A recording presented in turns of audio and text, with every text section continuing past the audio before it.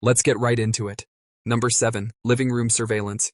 Imagine growing up in a house where silence wasn't peaceful. It was suspicious. Like, why is it quiet? Who's about to be mad? Who's about to dramatically sigh from the kitchen like they're auditioning for a soap opera about dishwashing? In narcissistic families, the emotional weather changes fast, and you learn early that predicting storms is a survival skill, so you become hyper-aware. Not in a cool mindfulness app way, in a human smoke detector way. You learn to read micro-expressions like it's your unpaid internship, the eyebrow twitch, the door closing slightly harder than usual, the tone shift that means a normal sentence is actually a threat wrapped in small talk. Your brain is constantly scanning the room, because missing a cue once meant consequences, and not always logical ones. Sometimes it meant yelling, sometimes it meant icy silence, sometimes it meant being blamed for something that happened before you were even in the room. Psychologically, this is called hypervigilance. Your nervous system basically decides, okay, danger can come from anywhere, at any time, so let's just never relax. And the wild part? This doesn't turn off when you leave the house. You take it with you to school, work, friendships, relationships, the grocery store. You're clocking everyone's moods while pretending you're just choosing cereal. This is why people from narcissistic families often seem eerily perceptive. You'll notice tension before anyone else does. You'll sense when a conversation is about to go sideways. You'll feel the emotional vibe shift like a dog hearing a whistle no one else can hear. It looks like intuition, but it's actually a trauma-trained security system that never clocks out.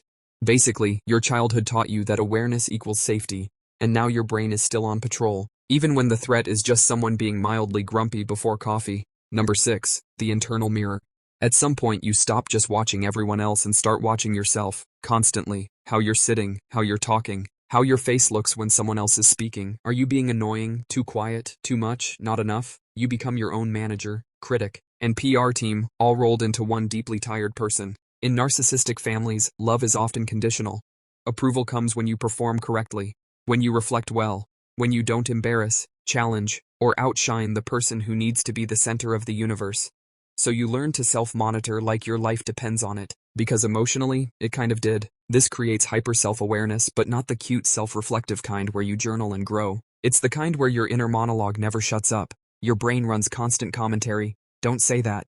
Why did you say that? They probably hate you now. You replay conversations like game footage, analyzing every word for mistakes that might get you emotionally fined later. Neurologically, this is your prefrontal cortex working overtime. That's the part of your brain responsible for self-evaluation and social behavior. It's trying to keep you safe by predicting reactions. The problem is, it doesn't know when to stop. It assumes every interaction is a performance review with no clear criteria and a judge who changes the rules mid-sentence. So you become incredibly self-aware, but also incredibly self-critical. You don't just have thoughts, you watch yourself having them. You don't just feel emotions, you analyze whether they're allowed. It's like living with a security camera pointed directly at your personality. Basically, you grew up being observed, so now you observe yourself harder than anyone else ever could. Number 5. Emotional accounting. You ever walk into a room and instantly feel like you owe something? An explanation, an apology, a personality adjustment? That's emotional accounting, and people from narcissistic families are basically CPAs of feelings. In these families, emotions aren't shared equally. One person's feelings dominate the entire household, and everyone else's emotions are treated like inconvenient background noise. So you learn to measure, minimize, and manage your own emotional footprint. Are you taking up too much space? Are you allowed to be upset right now? Is your sadness going to be seen as an attack? Over time, this turns into hyper-awareness of your emotional impact on others. You're constantly calculating, if I say this, how will they feel? If I don't respond immediately, will they think I'm mad? If I set this boundary, will it cause a meltdown? Your brain turns emotions into a math problem you're desperate to solve correctly.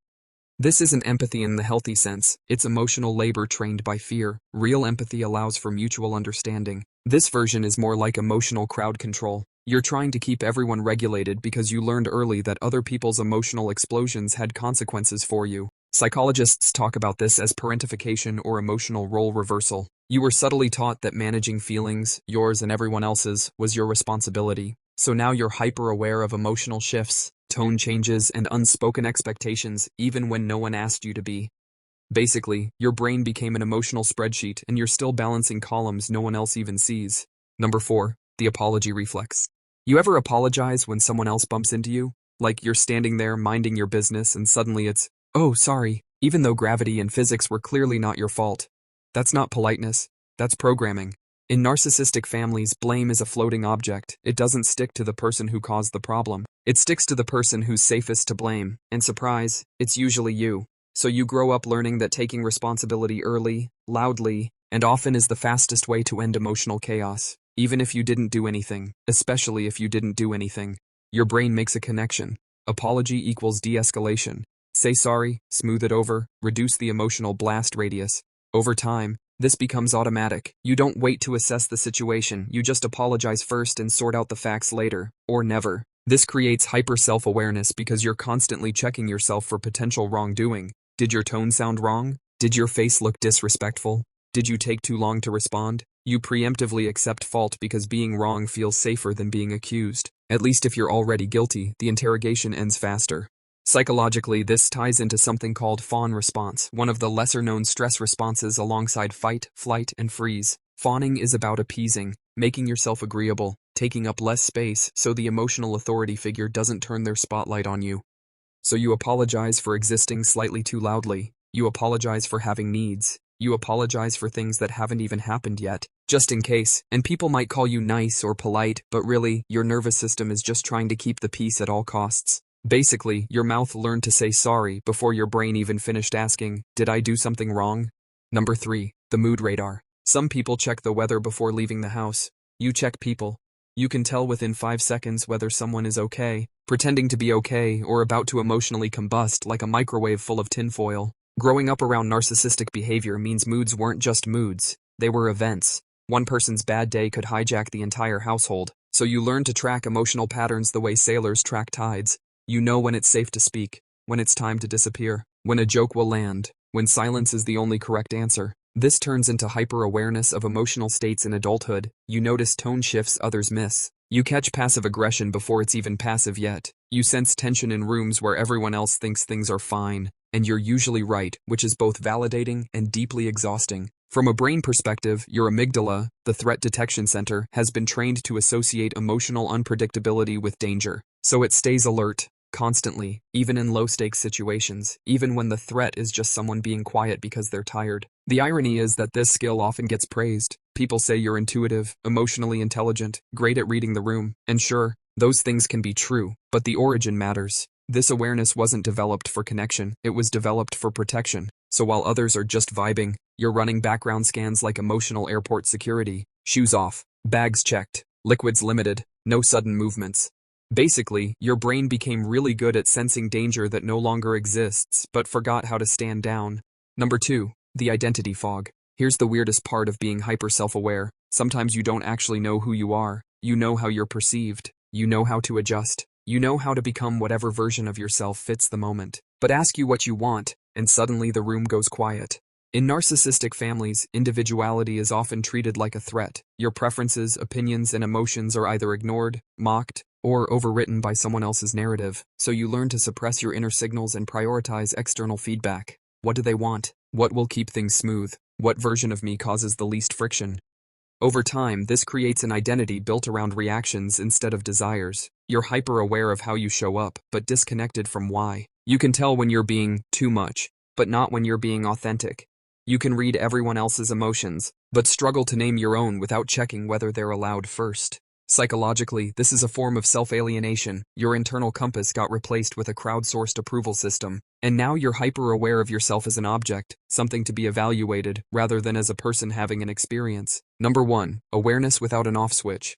The final twist is this: the hyper-self-awareness never came with an instruction manual on how to turn it off. You didn't just become observant, you became always on, even when nothing is happening, even when things are good, especially when things are good, because good never used to last. Your brain learned early that calm was temporary, that stability was suspicious, that if things felt okay, it probably meant something was about to go wrong. So instead of relaxing into peace, you monitor it. You wait for the catch, you scan for cracks. You ask yourself, why do I feel okay right now? Which is not a thought people have when their nervous system is functioning normally. This is where hyper-self-awareness stops being useful and starts being exhausting. You can't just enjoy moments, you analyze them. You don't just rest, you evaluate whether you're resting correctly. You don't just exist, you supervise your own existence like a middle manager who doesn't trust anyone, including you. Neurologically, this is a stress-adapted brain that never returned to baseline. Your body got really good at being alert, but not very good at being safe. So awareness becomes a habit, not a choice, and habits don't ask permission before showing up. The wild thing is, none of this means you're broken. It means you adapted brilliantly. You developed skills that helped you survive an environment where emotional unpredictability ruled everything. The problem is, those same skills don't automatically update when the environment changes. So now the work, if you choose to do it, is teaching your nervous system that awareness doesn't have to mean danger, that you're allowed to be present without being on guard, that not every silence is a threat, that not every emotion needs managing, that you can exist without performing. Basically, your brain learned to keep you alive. Now it just needs to learn how to let you live. That's all for today. I'll be making similar videos in the future. Subscribe to see them.